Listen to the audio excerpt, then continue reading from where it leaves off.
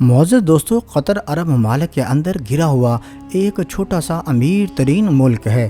اس کی per capita income 1,28,000 امریکی dollar ہے، جو سنگاپور، امریکہ اور پڑوس میں موجود عرب کنٹری سے کہیں زیادہ ہے۔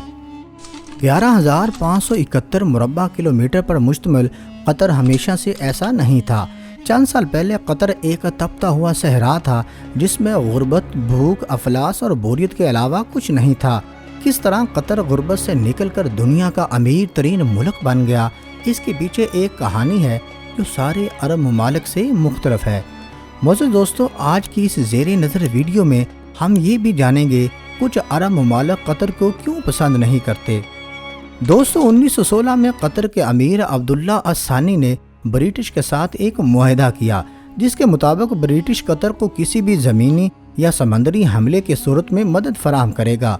قطر بدلے میں اگلے 50 سال تک برٹش کالونی کا حصہ رہے گا۔ یہاں سے نکلنے والے ہر نیچرل ریسورسز میں برطانیہ کا شیئر ہوگا۔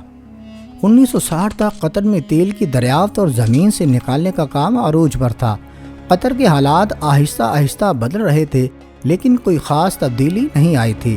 1970 میں شیل آئل کمپنی نے قطر کا سب سے بڑا خزانہ دریافت کیا، نارتھ فیلڈ، دنیا کی سب سے بڑی نیچرل گیس فیلڈ۔ لیکن اس دور میں گیس اتنی زیادہ منافع بخش نہیں تھی۔ اس کی وجہ یہ تھی، گیس کو صرف پائپ لائن سے ایک جگہ سے دوسری جگہ پر لے جایا جا سکتا تھا۔ قطر گیس استعمال کرنے والے ممالک سے اتنا دور تھا کہ پائپ لائن پہنچانا ناممکن تھا۔ اسی وجہ سے شیل کمپنی بھی یہ گیس ڈسکور کر کے بھول گئی۔ یہ قصہ آفیشیل ڈاکومنٹ تک ہی محدود رہا۔ معزز دوستو، 1971 میں قطر کو برطانیہ سے آزادی مل گئی اور وہ ایک آزاد ملک بن گیا۔ آزادی ملنے کے باوجود بھی قطر کے حالات تبدیل نہ ہوئے۔ 1995 میں قرون پرنس حماد بن خلیفہ الثانی نے بغاوت کر کے اپنے ہی باپ کی حکومت کا تختہ الٹ دیا اور قطر کا امیر بن گیا۔ معزز دوستو، اس امیر کا ایک ہی فوکس تھا اور وہ تھا گیس۔ حماد بن خلیفہ یہ جانتا تھا قطر کی تقدیر صرف گیس ہی بدل سکتی ہے۔ قطر نے ریئر ٹیکنالوجی گیس لیکوڈیفیکیشن میں انویسٹ کیا۔ لیکوڈیفیکیشن ایک ایسی ٹیکنالوجی ہے جس میں گیس کو لیکوڈ فارم میں تبدیل کیا جاتا ہے تاکہ اسے آئل کی طرح دوسرے ممالک میں شفٹ کیا جا سکے۔ معزز دوستو، اس سارے پروسیس میں گیس کو -160 ڈگری تک ٹھنڈا رکھنا پڑتا ہے۔ اس پروسیس میں قطر نے ساری انویسٹمنٹ کر دی۔ آج قطر LNG کا سب سے بڑا ایکسپورٹر ہے۔ قطر سے گیس امپورٹ کرنے والے ممالک Japan, India, China, south Korea اور پاکستان شامل ہیں۔ بلین آف ڈالرز قطر میں آنا شروع ہو گئے، لیکن قطر کی قسمت بدلنے میں یہ ایک چھوٹا سا حصہ تھا۔ آخر قطر نے اس سے حاصل ہونے والے ریسورسز کو کیسے استعمال کرنا ہے، اس کے لیے قطر نے 2005 میں قطر انویسٹمنٹ کے نام سے ایک کمپنی بنائی۔ معزز دوستو، اس کا مقصد تیل اور گیس سے آنے والے پیسوں کو پوری دنیا میں انویسٹ کرنا تھا۔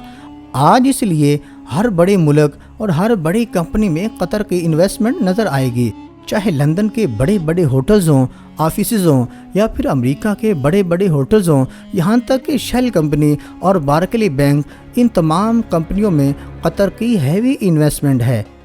دوستو، یہ بھی قطر کی انویسٹمنٹ کا چھوٹا سا حصہ ہے۔